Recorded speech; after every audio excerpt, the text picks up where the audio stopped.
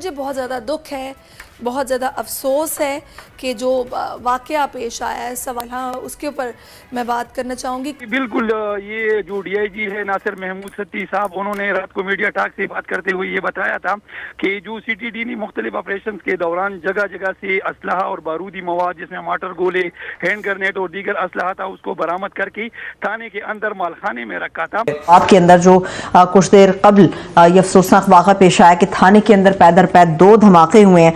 पहले मैंने कहा था 7, लेकिन अभी कुछ देर पहले ये खबर आई है तकरीबन 20 के करीब लोग हैं जो शहीद हो गए। मैं आपको ये पूछना चाहता हूँ कि तुम एक प्राइम मिनिस्टर हो मुल्क में, तुम्हें पता नहीं है कि सीक्रेट निगोशिएशंस हो रहे हैं बिटवीन नेशनल सिक्योरिटी एडवाइजर्स? वो आके तुम्हें इंसिडेंटली कह रहा है कि ओए बाय द वे वो आएगा। पाकिस्तान के जो टैंक हैं ये चलने के काबिल नहीं है और पाकिस्तान के पास डीजल नहीं है लड़ने के लिए। तो तालिबानियों ने अपनी खुन्ना से एक बार निकाल ली है फिर से पाकिस्तानियों के साथ में, और पाकिस्तानियों का वही ड्रामा कि ये तो भारत के कहने पे हो गया, ये तो भारत ने कर दिया। वही एक कहावत है ना कि हम सांस भी लेंगे तो तुम्हें तकलीफ होगी। पाकिस्तानियों का यही सिस्टम है। भारत जो है कुछ करे तो करे तो हम बुरे, कुछ ना करें तो हम बुरे, हर चीज में हम बुरे। भारत के लिए उनको हर समय बोलना ही बोलना, भारत के नाम पे वो ऐसा पीछे तो हट ही नहीं सकते। आप देखो पाकिस्तानियों की जो पुरानी आदत है हमेशा से कि भारत भारत भारत भारत ने ये कर दिया, हा हु हा, भारत ने ये करवा दिया। आज इनको कहीं से कोई अमेरिका इनको आज फोन कर दे तो ये बोलेंगे जो है वो भारत का एजेंट है, अमेरिका इसलिए कर रहा है।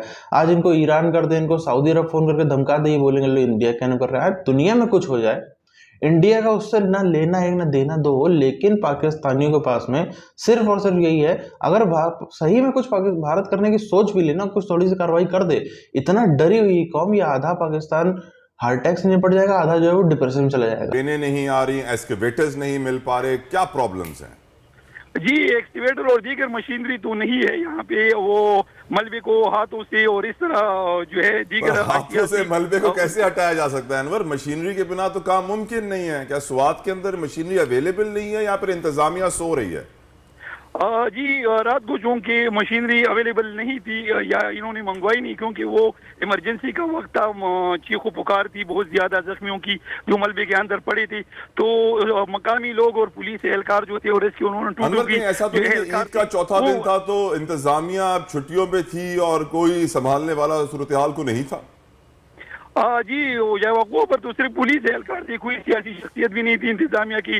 डीसी और इस तरह की जो इंतजामिया के अफसरान हैं वो उस वक्त मौके पर मौजूद नहीं थे। सिर्फ वो इस हमले को करार दे रहे हैं कि बिल्कुल उसी तर्ज का हमला है जिस तरह का हमने पेशावर में देखा था, और वहां पर मस्जिद में, पुलिस लाइंस की मस्जिद में जो हमने देखी कार्रवाई दहशतगर्दों की, खुदकुश हमलावर ने जिस तरह वहां पर दहशतगर्दी फैलाई इतने बड़े पैमाने पर, वहां पर पुलिस एहलकार और दीगर लोग जाँ बहक हुए, शहीद हुए, तो उसी तर्ज का कह रहे हैं कि उसी तरह का यहां भी हमला किया गया है, इसको खुदकुश हमला करार दिया जा रहा है। ईदी जराए कह रहे हैं कि 30 लोग इसमें जाँ बहक हुए हैं। जो थाना था सीटीडी का, उसकी इमारत गिर गई, इतने जोरदार धमाके थे, 2 धमाकों की इतलात हैं।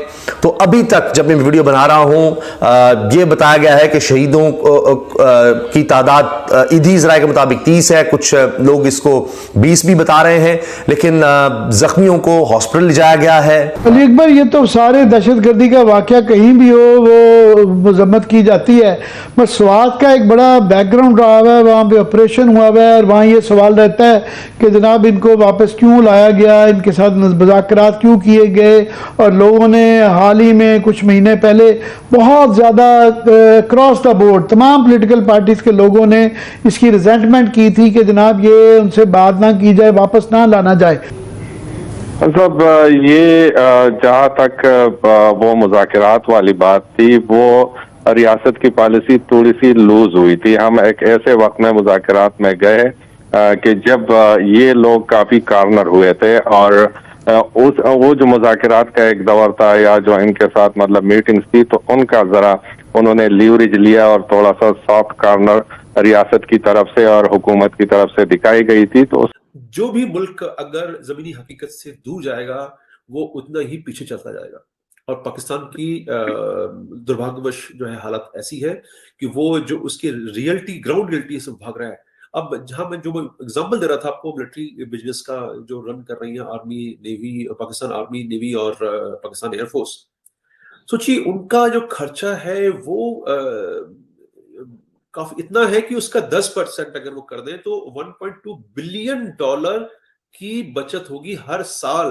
जैसे हमारे भारत का वर्ष का मैं उदाहरण दूंगा कि भारत सेनाओं को पता है कि कमियां क्या है, क्योंकि कुछ बात छुपी नहीं है, लेकिन मैन बिहाइंड मशीन हमारा प्रशिक्षण ऐसा होता है कि एक बहुत उच्च कोटि का अगर सिस्टम नहीं है तब भी उसके द्वारा भी हमने कमाल दिखाए हैं। और MiG-21 बाइसन से हमने F-16 गिराया। पाकिस्तान और इंडिया के दरमियान जो अमन और जंग का सवाल है उसमें जो है वो फौज रुकावट है। आमतौर पे आप सुनते आए हैं, हम भी कई दफा बातों की रोह में बह जाते हैं और हम भी कह देते हैं, लेकिन अगर आप इसको हकीकत से देखें गहराई के साथ तो आपके लिए एक बहुत बड़ा इंकशाफ ये होगा अगर आप हिस्ट्री को ऐसे पढ़ें जैसे इसको पढ़ा जाना चाहिए, ऐसे नहीं जैसे हमारे दिमागों और मुंह में ठोंसी जाती है। दुश्मन को लौटने पर मजबूर किया।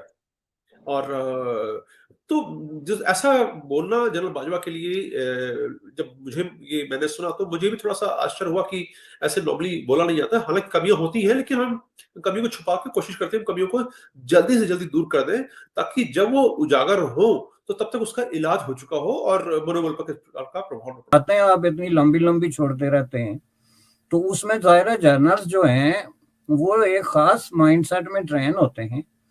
उन्होंने जंगों और अमन के सवाल पे जो है चीजें गिननी होती हैं कि ये हमारे पास इतनी तोपें हैं, उनके पास इतनी है, हमारे पास इतने टैंक हैं, उनके पास इतने हैं। और एक वार साइंस के उसूल के मुताबिक जो उनको स्टाफ कॉलेज में पढ़ाया जाता है उसमें ये देखना होता है कि ये फतह या शिकस्त किसकी होगी। आपके सामने चीजें बद से बदतर होती जा रही हैं और आप उसको अनदेखा कर रहे हैं, ये एक दुखद बात है। चीजें खराब हो सकती है, किसी मुल्क के साथ हो सकती है, लेकिन उसको रिकवर किया करना चाहिए। उस दिशा में जो है वो एक कंस्ट्रक्टिव उसमें एड्रेसिंग नहीं हुई उसकी, उसको सबको फैक्टर करके एड्रेस करना चाहिए साहब। ये चीजें लगा के तो बिलियंस ऑफ डॉलर का खर्चा होता है। और ये सिर्फ जर्नल या जो वार साइंटिस्ट होते हैं, जो वार की साइंस से आगाह होते हैं, वो जानते हैं। और अगर वो इस बात का इज़हार करें तो इससे बड़ा एहसान अपने मुल्क पे कोई और नहीं हो सकता, क्योंकि आप अपने मुल्क को मिसगाइड करके, पब्लिक ओपिनियन को मिसगाइड करके तो ज्यादा अरसा वैसे भी नहीं चल सकते। पर ये जो मिलिट्री इंडस्ट्रीज हैं वो पनपती रही है और उसमें बहुत ज्यादा जो है कमाई होती रही है जनरल्स की।